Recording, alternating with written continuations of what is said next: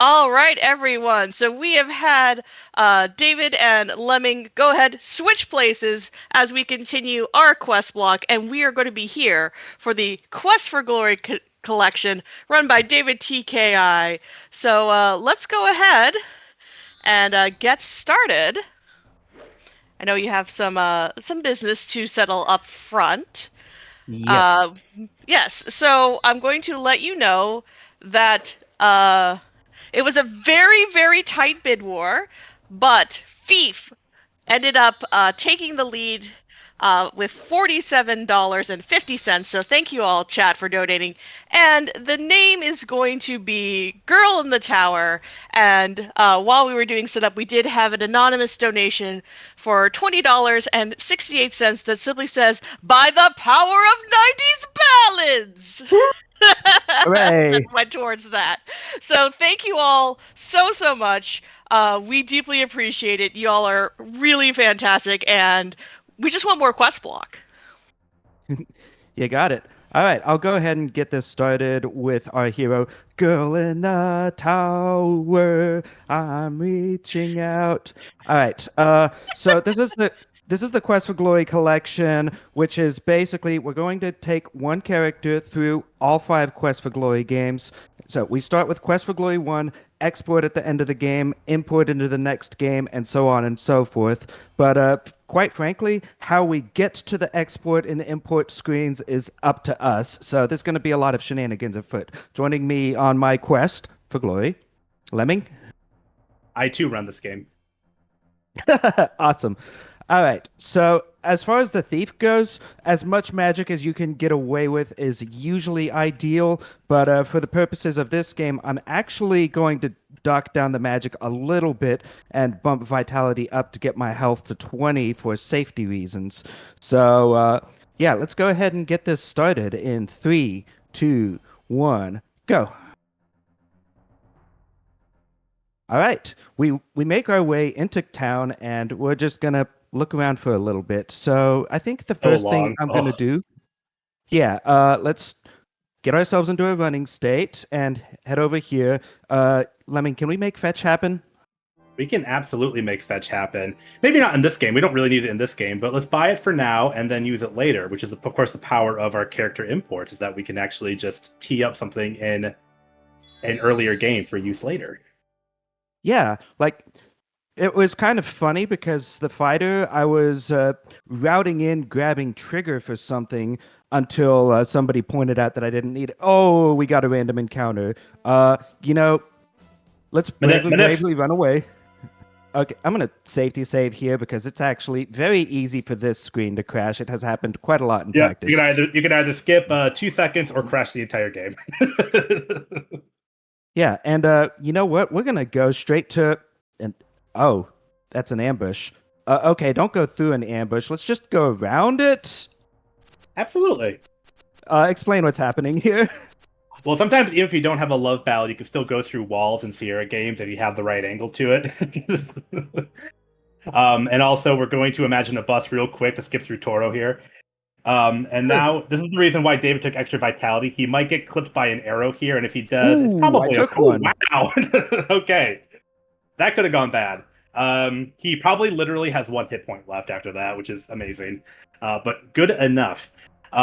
We're gonna go through a Three Stooges literally style bit of antics here, and then David is going to do something called swimming, where he is going to use an old debug code to make a particular action on the next screen happen at a frame perfect moment in order to basically out of bounds across the screen to an endgame door instead of doing a whole wacky maze. It is a little finicky. We'll see if he gets it.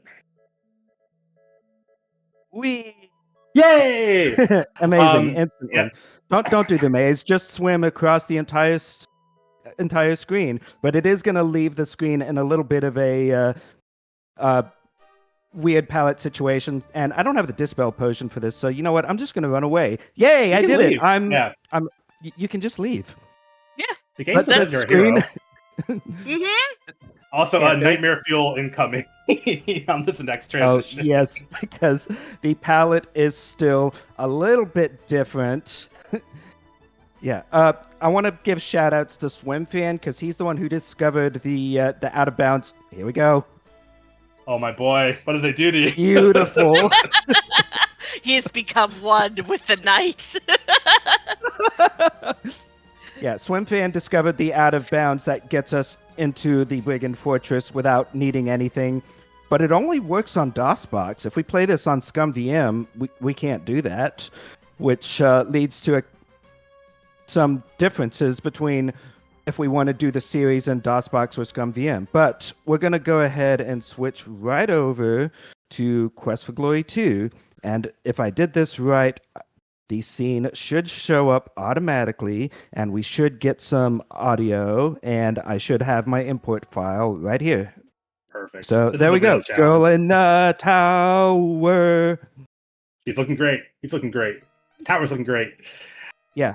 Quest for Glory 2 does give a couple of spells for free on import. That's going to be Open, Zap, and Calm. But now we're going to have pseudo rooms again as I run across the desert. Yeah, pseudo rooms and actually turning isn't walking. So this desert is just like the catacombs from the last game. It is, screen after screen of basically the same thing. But each of these screens does have a particular number associated with it, just as rooms within the actual game do.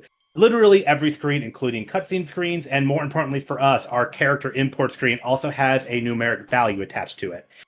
These desert screens in particular, they all have numbers. This particular one is like 2,000, and then whatever number he's currently on. If he goes further south, the 1,000 increases. If he goes further north, the 1,000 decreases. And if we keep going north, we'll roll over to negatives, and we'll be able to actually glitch into a different screen. Except for the fact that if you look and see some mountains ahead, those do actually block us from doing that. But fortunately, we do have Churning Isn't Walking. He's going to cast a spell while in a churning animation to clip through the wall a couple of times and basically go from, I think like Desert Room 2000 and I want to say 2200, go negative 1,000 by going north to 1200 and then negative 1,000 again to negative 840, but because the game doesn't recognize the negative value, it's going to say, oh, you are on screen 840, which happens to be the good job, you won the game apparently with 0 points, and we're going to import you to the next game. Let's see if you eyeballed this right. Woohoo! Yeah, that's Quest for Glory 2. There we go. Hero of Two Lands! We've done so much for the people. I did it. You got lost in the desert real good. I love it. Yeah, so even Hero's not sure what happened, but here we are in Tarna. But yeah, import as a thief. My 50 import points are going to go into magic because I need as much mana as possible. Quest for Glory 3 does give me a couple more spells for free on import. Flame Dart, Force Bolt, probably Detect Magic. But yeah, this we're is going where to Go for it. Yeah. We're just gonna portal our way in here, but we're not really interested in dealing with the plot, so we just kind of want to go straight to the inn and fall asleep. There's something that we call bed tech, and what it is that when you rest, the game sets a variable to say you're too impatient to rest until an hour has passed, but it sets that variable before it actually advances time. So we can just keep resting for 60 minutes here, and it will keep jumping time forward. So we will get to a cutscene toward the end of day 2. But during day 2, I'm going to be counting rests to make another trick happen. So can you explain the animation skip? Right, so casually, this game gives you 2 in-game days to kind of explore and kind of self-tutorialize yourself before the events of the actual game happen. And once you hit a certain time on day 2, you're going to be automatically sent to a particular cutscene. Now, traditionally, without the skip, you have to actually wait for the day-night cycle in that window to progress, just like you saw it happen earlier, the sun going down, the moon coming up, and all that. However, if David rests the exact amount of time needed and then clicks on this chest at just the right time. I was. Yeah, so normally I was like 1 frame off. That is so typical. Yeah, so if he opened that chest at just the right time, it would have overridden the script to actually auto take him to this cutscene. We still would have gone there ourselves, but we would have skipped that 14-second day-night cycle. Shout out to the Slug Lions, by the way, on either side of the king here. Uh, Yeah, what? Wait, yeah. I have questions. I don't think any of them are going to be answered. Look, legs are hard, okay? Yeah, I don't know, but we've got a little trick here. We're auto walking with Rakesh, but during this brief screen transition, I have just enough time to switch to walk, take control, and now we're no longer in the walking script animation. So we just take control. A flag has been set that thinks we're walking with somebody, and it's never going to be unset. So we're instead going to walk off screen here, and Rakesh is going to be no longer be with us. I accidentally discovered this trick years ago, and thus it's called David's Do Good or Ditch, or DDD for short. Yeah, you I ruined love your alliteration. you ruined your 100% run pretty bad there when you found that. I did. It ruined a 100% run. But since the flag of us accompanying somebody is still here, now on this final screen, we're being accompanied by Manu the monkey, which is an endgame script. So that's Yes. going to skip most of the game. We've skipped the plot basically, and now we're in the final showdown where we're trying to get to the end game area, which still involves some monkeying around, unfortunately. Yeah, so if there was a way to skip Manu, you would probably be saving us a minute or two. I mean, Yeah, this this game is- is short as is, but What you're seeing now is Manu the monkey in control. That's why we're taking this really delightful pathing, and he keeps interjecting while we walk to say monkey stuff. I don't even remember what he says anymore. I just skip it all the time now. yeah, I don't remember either. We've got a waterfall, and it's a little too big for us to jump across like the monkeys, but luckily we came into this game with a set of grapnels, no rope with them, but, if the game doesn't mind that, we can just throw that across, and then it thinks we have a rope. That's like a pixel perfect rope to click on. There's They made it really difficult. Oh, yeah. Yeah, and then we've got a demon worm encounter here, which we gotta wait for a while for it to spawn. So I'm just gonna press an arrow key to run off screen, run away from it, so that by the time it does spawn, it thinks I'm far away, so it instantly runs us away. There's other tricks that can get you away from that, and also if you did this series in Scum VM, it's not quite running fast enough for you to actually get away. So you got to hope that you're in the correct direction, or else you get into a fight. Oh, but in Quest for Glory 1, we did fetch. We made fetch happen. We're going to make fetch happen. There's a gem that we need in the statue, and if we don't have fetch, then we have to climb up to the statue and wait for another of these guys to patrol out of the way before we can move on. So that's one of the reasons that I detoured for fetch, is so that I can just skip that cycle. But it's also neat that we came into this game with calm and open, even though I never learned either of those spells, because we're going to calm these demons and then cast open on the door, because I don't have the stealth skill to get past them, nor any oil. But we got to fight Mike Tyson here. So explain Zappy Stabby. Right, so we have Quest for Glory 1 stats, which are pitiful in this game, and so basically one punch from this guy is going to wreck us. Fortunately, David is using basically a stun lock. He is casting a spell called Zap, which charges his dagger, while also transitioning to an attack spell, which kind of trips the game up into a state where he's basically getting guaranteed hits. Normally, for his level, he would only land a hit 20% of the time, but instead we have 100%. Hooray.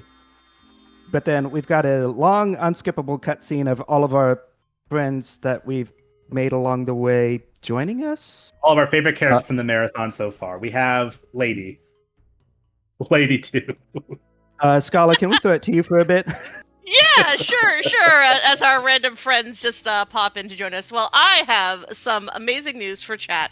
We have some new bid wars open, some new polls open. So later on this evening, we're going to have even more Legend of Zelda, and all of course, like your other favorite Legend of Zelda games, like Ninja Spirit and Banjo-Kazooie. So, but if you would like to go ahead and get in on naming our heroes for some of our upcoming Zelda games, we have the poll to have the file name for Zelda 2. Your choices are Frick, Heck, and Transrite.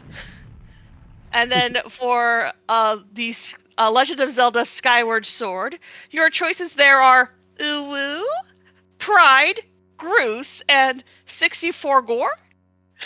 So, chat, just as a reminder, because we are using Tiltify as our processor, you can also make sure that when you donate for any one of those file names, you can also have that money go towards our UFO 50 bonus ping golf run. We are halfway there. We still need about a little under $175 to make that happen. But chat, I have faith in you. I know we can do this. So please, go ahead, let us know about like all the friends that you have met along the way that we totally absolutely made friends with, right? Yes. By the way, Just now didn't that appear that in a cutscene is cutscene. over, we're done with Quest for Glory 3. Oh, great!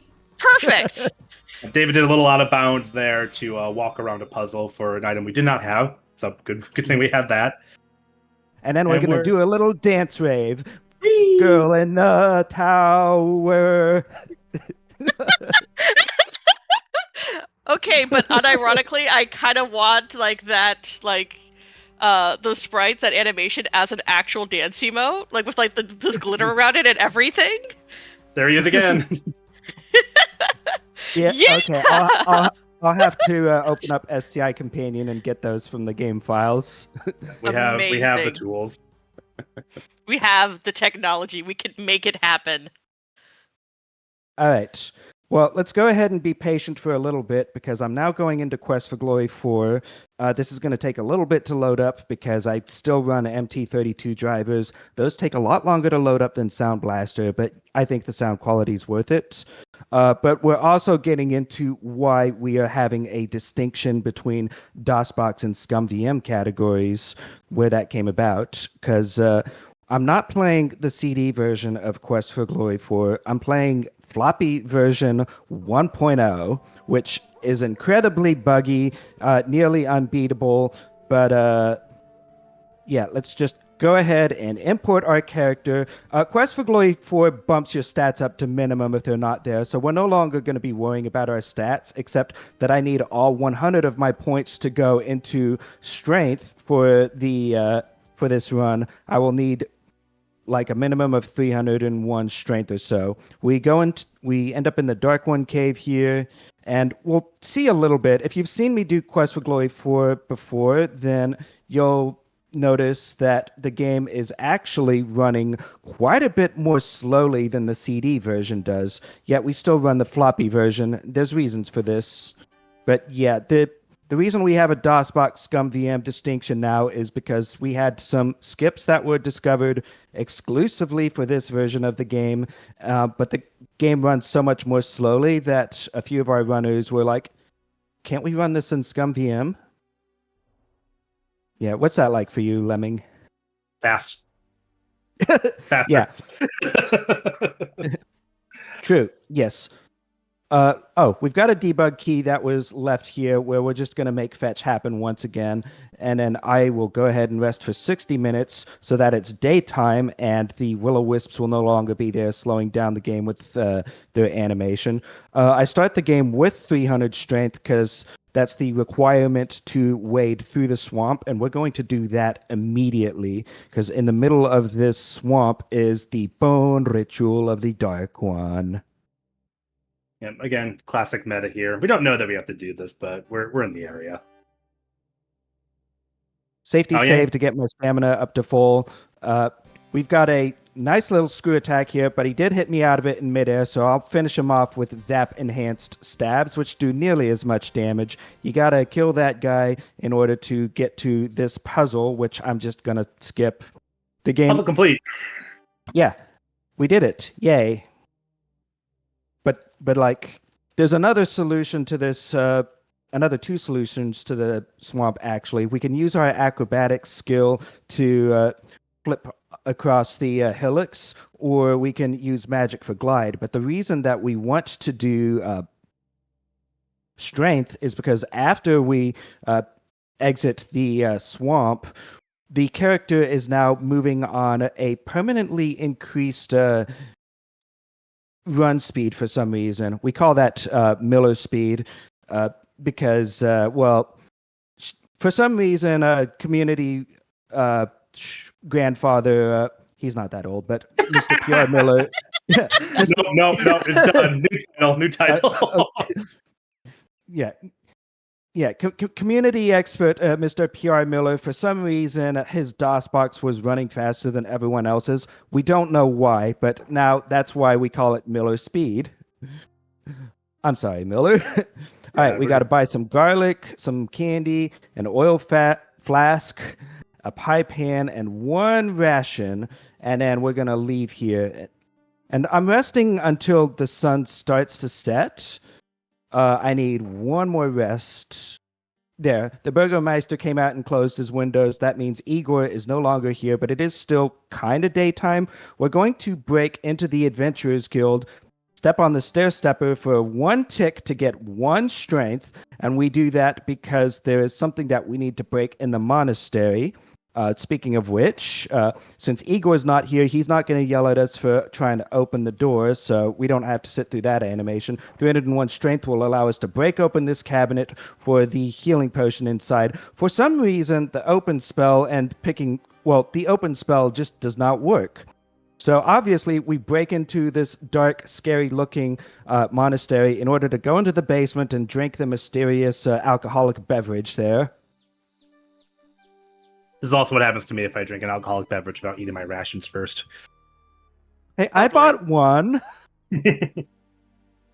Those rations, by the way, are avocado and garlic sandwiches, which at the time was a joke. They're like, haha, that's so gross. And I would absolutely demolish an avocado and garlic sandwich.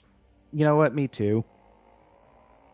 I unfortunately, I am a millennial who has not gotten behind avocado toast. Well, then that joke was for you. Mm-hmm.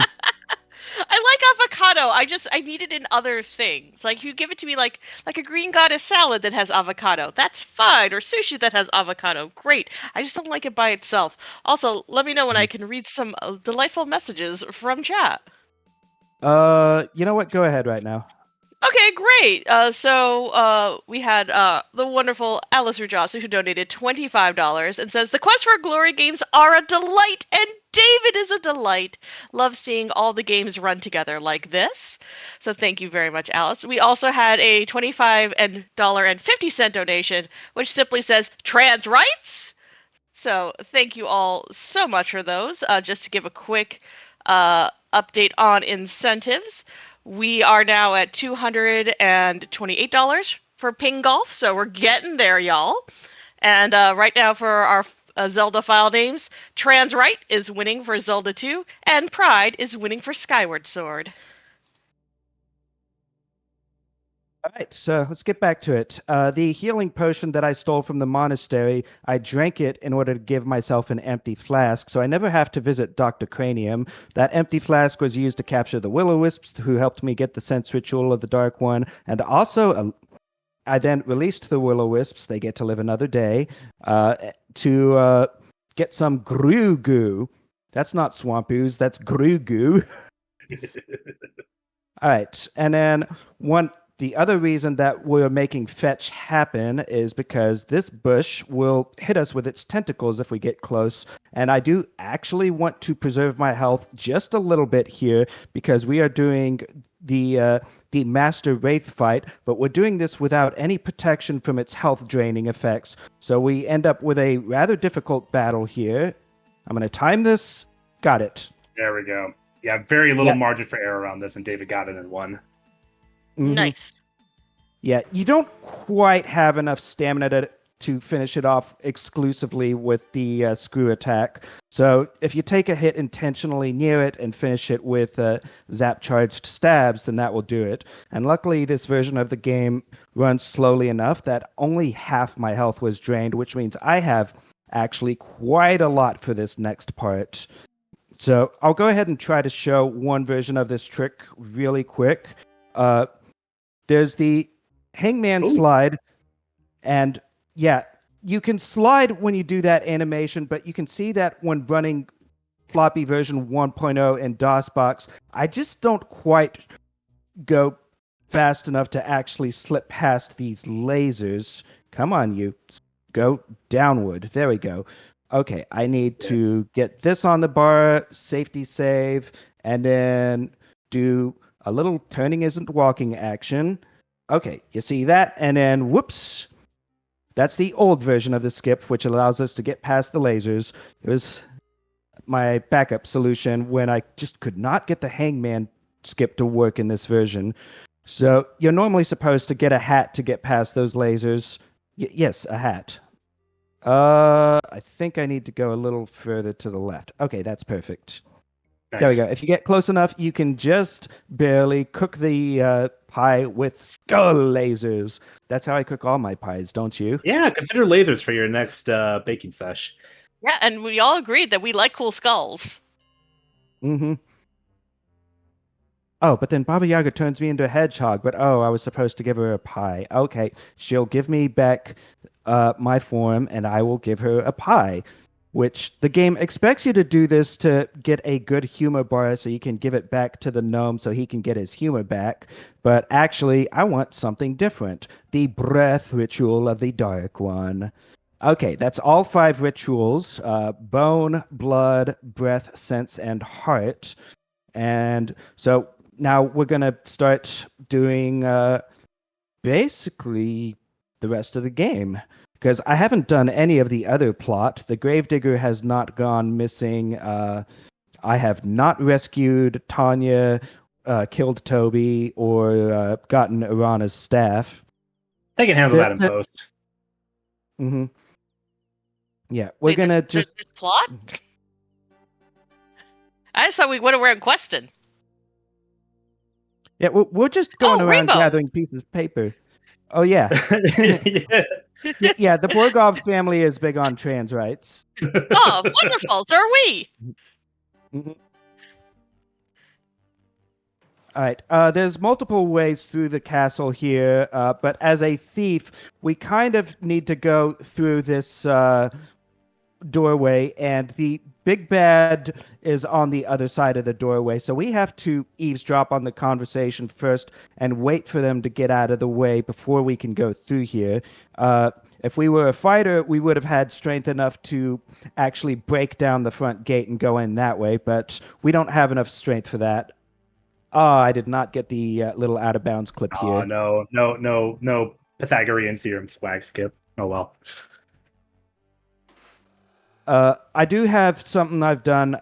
There's a little trick called insert storage. Whenever you click the insert button or the middle mouse button, you switch instantly to walk. Or if you're on walk, then you switch to the last thing that you used insert to get on walk from. And I've used that to store casting of the open spell because all of these castle doors are locked and I do not actually have a lockpick, so only the open spell can actually get me through this. And then we've got 2 goon guards here that are guarding a door to the final dungeon, and I normally you're not supposed to ever be able to get through here ever, but there's 1 pixel of room where you can cast the open spell, get through the door, and it actually leads to the final dungeon. It's not just a lore thing, it actually leads here, which is the most surprising thing. You're not supposed to be able to get here until you've done all the rest of the plot. So naturally, when you're in a vampire's bedroom, the first thing you do is you go in, you open it, and you wake her up.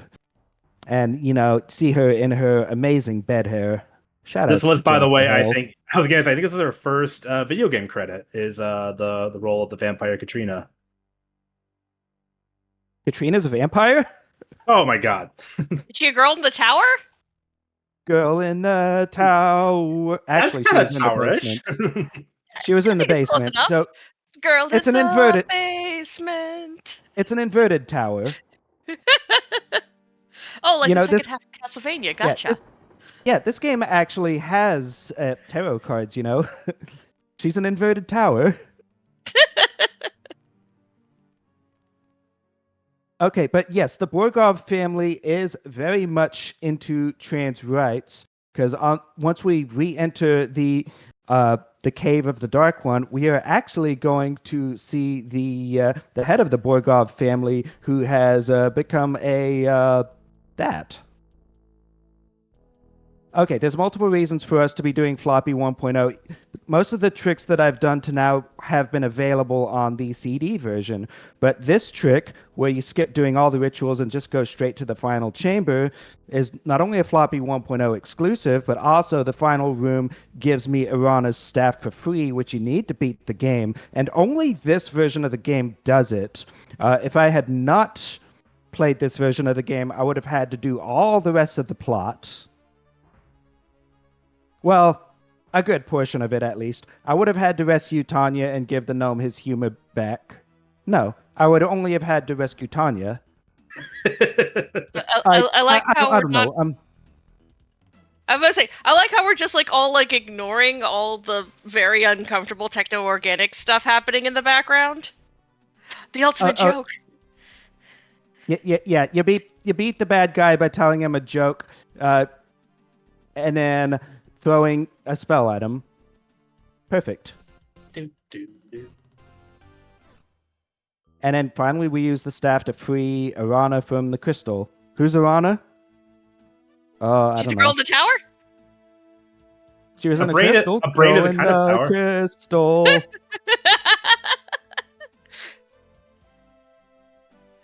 Oh, In our we're gonna. Cthulhu stand-in's big brain. Oh, we're just out. Okay, bye. Mm-hmm. Okay. Okay, bye. Okay, the save character file has been created. I'm going to double check my OBS really quickly to make sure this is working. Shout out Okay, to Dick Wind. Yeah. Girl in the tower. That's our hero. All right, we're just gonna go straight into What? the game now. So as you can Yeah, see, this is classic Quest for Glory, exact same aesthetic. Mm-hmm. Mm-hmm. okay. I don't like any of this. I should say I like what's happening in terms of like point-and-click adventures. I just don't particularly. I like the classic pixel style. This is. It was the Uh-huh. late '90s. I think there was a law that you had to butcher You all had your. to. The polygon ceiling, y'all. It's such a thing. And All here right. I am Right. with So opinions. All right. Well, the plot of the game is that an assassin killed the king, but it turns out the assassin was hiding just off camera there. So now that I've killed him with the frostbite spell, I can run straight to the Hall of Kings and get my reward, right? Oh wait, mostly, no, there kind of. was somebody hired the assassin, I guess. We have skipped hours upon hours of gameplay with that one spell, though. Yeah, That my is a that is 100% a run. that is an old school skip too. I think that was like early. That was like found before speedruns in general. People thought it was a bad thing. It's probably the oldest mega skip that we have. Like it predates a speedrunning community for this game, basically. Oh, but right, the big bad is going to teleport out, and unfortunately, we get to skip his doom speech because I made a save earlier. Uh, if I rest twice, there will be a small delay as I get an encounter. But if I load my save in the middle of that, then all of a sudden I'm going to be yeeted off that island back to the main island. And then we actually have two different ways that we could go and end the game now. Normally, we would go to the Hall of Kings because the final cutscene is there, except that since we are a thief, we have some other option available to us, which is that we are going to go to the Thieves Guild. Can you explain the dancing man? Barely. So there's that. It's actually kind of a fun little puzzle, but to disarm traps and open doors in this game, they have this little mini game where you see 45-17. these different dancing men, and then they do a little jig in the middle, and then you have to basically match the hidden uh, connection for 3 times and not fail 6 times. There's one.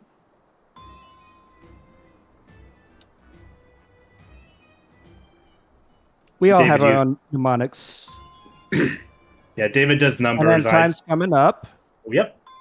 And time. GG? Yeah, Yes, it's a GG. little confusing. Can we get a confirmation on the game? Oh, you did it! You won. Okay, great. Oh, great. Thank you, game. I had questions, but you answered them. I did it. I won. You did it. You won. Yeah, look, we have deeds. There's a whole dedicated deeds button. We can review all we did. Okay, Yeah. Defeat assassin. Disarm those trap. are Win chief thief contest. Wait, yeah. what did What's I left? not do? Don't worry about all that. Oh. Shh, it's fine. You won. GG. You did it. That stuff doesn't matter. That's fine. That's for tomorrow, you. Yeah. So, with that said, thank you so much for having me on once again. Thank you, Lemming, for joining me on commentary. Thank you, Scholar, for your wonderful hosting. Oh, thank you. And thank you as well for coming back around. Your runs are always really, really fantastic. It is great to showcase the wonderful, weird, and wacky world of the 90s point and click adventure. And I mean that from, from finding girls in the basements to girls in the tower, and, to everything in between, and even the slug lions. That's fine. but but truly, thank you all so much for capping off our quest block for today. It has been an absolute joy and a pleasure. Thank you so much. Let me anything from you before we take off? No, I just hope everyone had a good time. All right. Thank you so much. Let's take it away.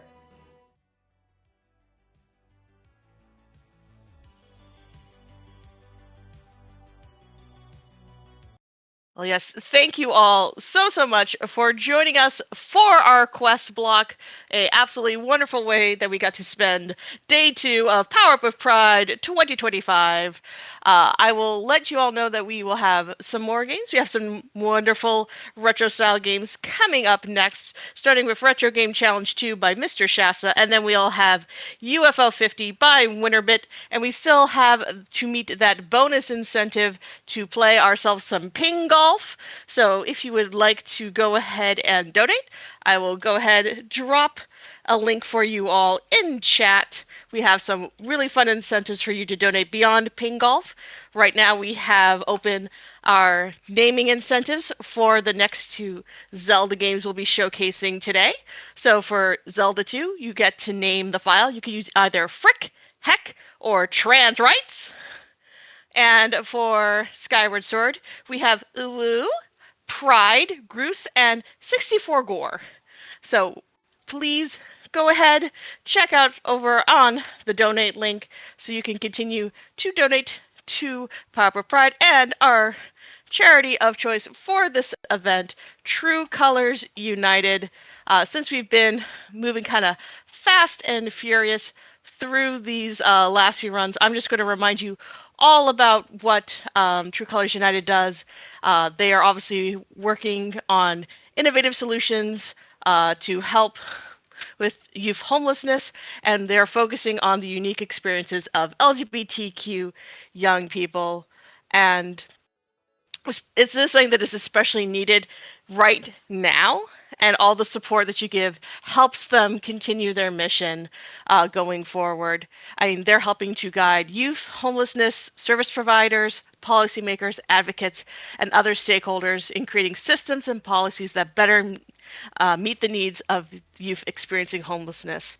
And right now, they're trying to do their best to do so, even while under duress. So we are so happy to be supporting them right now, and we invite you all to do so as well. And we will be back in just a little bit with more of Power Up with Pride 2025. So please stick around, and we'll be with you all soon.